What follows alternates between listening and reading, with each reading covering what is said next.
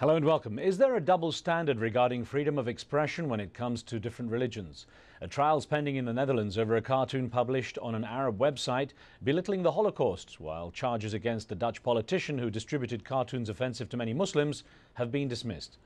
The Arab European League, or AEL, says it posted the cartoon to illustrate hypocrisy by Dutch prosecutors over cartoons considered objectionable to Jews versus those seen as offensive to Muslims, adding that its intention was not to incite hatred but to highlight bias. The AEL deliberately removed the cartoon from its website one day after the deadline Dutch officials set to avoid prosecution. The Dutch prosecutor's office says the AEL violated the law by publishing material that directly insults people of a particular religion. In contrast, far-right Dutch politician Geert Wilders escaped prosecution for distributing the infamous cartoons of the Prophet Muhammad that inflamed the Arab world a few years ago. However, Wilders does face charges for comparing Islam to Nazism. The Dutch Jewish group pressing charges against the AEL says it's unreasonable for Muslims to deliberately offend Jews simply in response to alleged bias against Islam.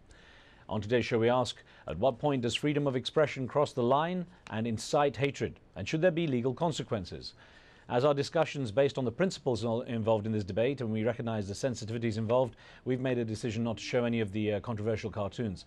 Remember, you can join our conversation with your questions and comments. Log on to livestation.com/AJE, enter the chat room and take part. We also welcome your phone calls into the show. Now, I should also point out that for this discussion, we did everything responsible to invite the Netherlands-based Jewish group offended by the AEL's cartoon, but they declined to come on the show. However, joining me today from Amsterdam is Abdelmuttalib Bouzerda, with the group being sued for publishing the Holocaust cartoon. He is the chairman of the Dutch branch of the Arab European League, which supports Muslim and Arab rights. Mr. Bouzerda is a dual Dutch-Moroccan citizen who studied law at the Radboud University in Nijmegen. With me in the studio is Paula Schrieffer, Director of Advocacy for Freedom House, a Washington-based non-profit working to expand economic and political freedoms worldwide. She currently oversees its advocacy, outreach and communications activities. Welcome you all in, and Abdelmuttalib Bouzerda, if I could start with you and ask, why use a cartoon that is bound to offend Jews to illustrate your perception that Muslim sensibilities are equally not respected under the law? Doesn't Islam really preach tolerance to all religions? Well, it's not a theological discussion. It's a discussion which has to be seen in the light of secular democracy. So what we did as a group, as a defenders of Arabs and Muslims in general, what we tried to do is to tackle the hypocrisy when it comes to double standards. Why did we put that cartoon on the website?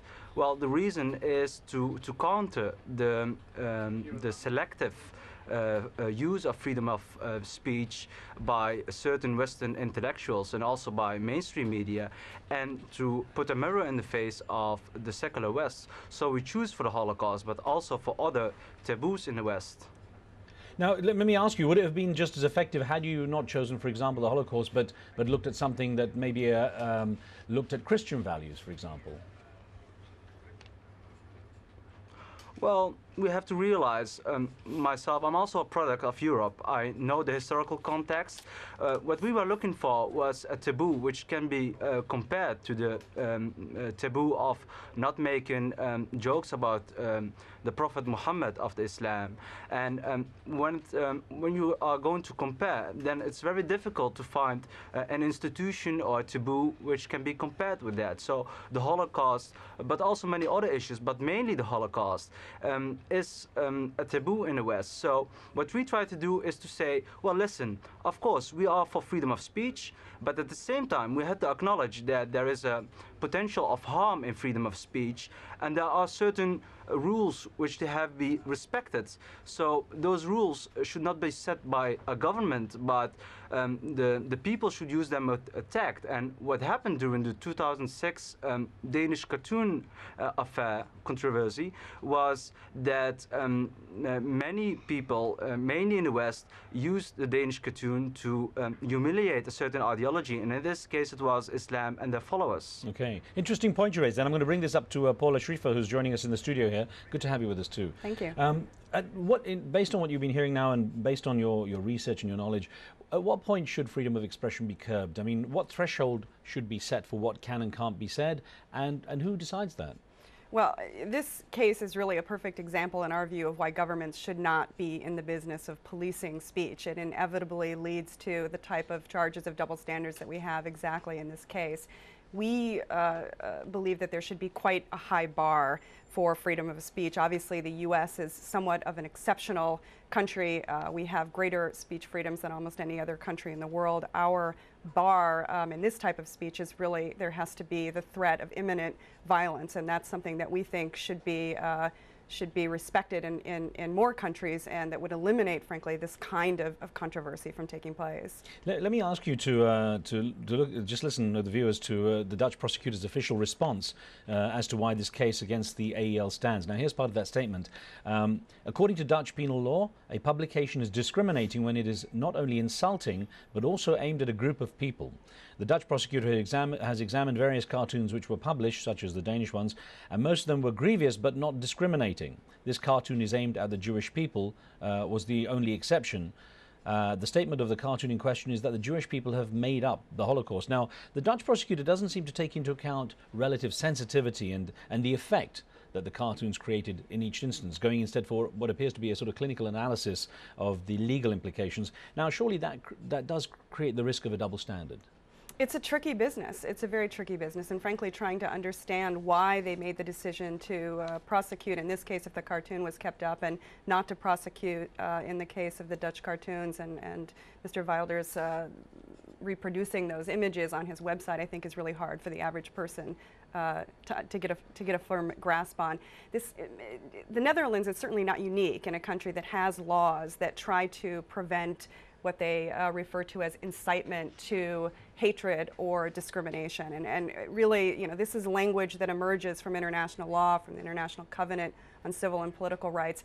It's problematic because it's very, very hard to determine what exactly that means. Who can fully say what is going to cause someone to have feelings of hatred for another group of people? And that's exactly why we think precisely government should stay out of this business altogether. These kinds of ideas should be sort of debated in the marketplace of ideas, and they shouldn't be debated in the courts. Well, let me get back to Mr. Bouzerda in Amsterdam here and ask or talk about the fact that you actually, there's an irony in the fact that your organization, the EL, clearly states it doesn't deny the Holocaust.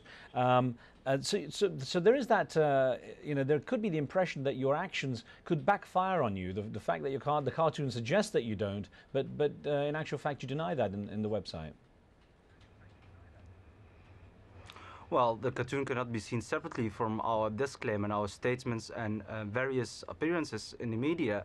But to go back to the discussion, there is a clinical analysis by the prosecution done to distinguish what is grievous and what's an insult. So our opinion is that an insult is based on subjective criteria. It's only to the group to decide if it is insulted, yes or no. And we have witnessed in 2006 that many Muslims were insulted by that cartoon. So it's not up to the prosecution to decide who is insulted, yes or no. And I find it a very good example, the United States of America. Ideas should be discussed in the marketplace and not in a court. So what we had done, we have tried to put a mirror in the face of the secular West, and we have said and proven by our action that freedom of speech can be unlimited, but you should also realize that you can insult people. So we accept the fact that we can be insulted, but you should also realize that you also can be insulted. Let me put a viewer question, a viewer comment to you here, Mr. Bouzerda, that came in from Mexico City. And David Ortega wrote in from Mexico saying, it's okay to disagree with ideas and points of view and to voice your opinion on such ideas as long as respect exists in the saying. Once respect goes down the drain, then you can't expect others to respect you.